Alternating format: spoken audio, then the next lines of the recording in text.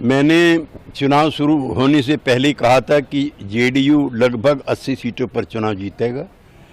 नीतीश कुमार के करिश्माई नेतृत्व के चलते ये संभव हो सका है। कल तेजस्वी यादव का जो बयान आया उस पर भी प्रतिक्रिया आपकी चाहेंगे। उन्होंने तो लगातार ये दावा भी किया था कि महागठबंधन की जीत होगी, तमाम तरह की बातें भी कही जा रही थी। आरजेडी प्लस कभी कहते हैं कि हम चुनाव में बम्पर जीतेंगे, नतीजे आते देखकर वो कहते हैं कि चुनाव आयोग की गड़बड़ है, ईवीएम की गड़बड़ है, एसआईआर की गड़बड़ है। एसआईआर का क्योंकि आपने जिक्र किया, तो हम मणिकम टैगोर हो या उदित राज हो, 65 नहीं, मैं इन लोगों के बयान को और वक्तव्य को ज़्यादा तरजीह नहीं देता।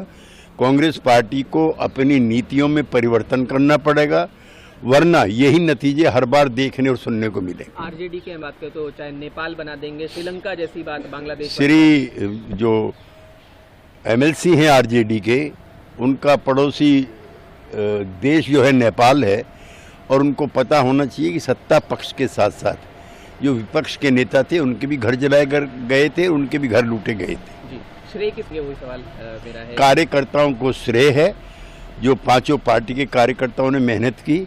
चेहरा नीतीश जी का था जो बहुत आकर्षक और मनमोहक था। इस बात को लेकर भी कई बार पहले तो अगर हम मुख्यमंत्री महागठबंधन की तरफ से बात करें तो नहीं क्लियर हो रहा था, फिर बाद में क्लियर हुआ, और फिर नीतीश जी को लेकर भी तमाम चीजें जो नीतीश जी को नेता जनता ने चुन रखा था।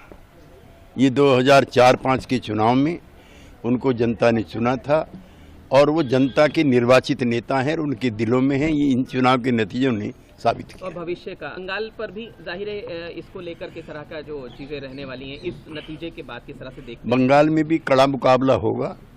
टीएमसी की वहाँ कई बार से सरकार है, और मुझे उम्मीद है कि एनडीए वहाँ भी अच्छा करे। Thank you.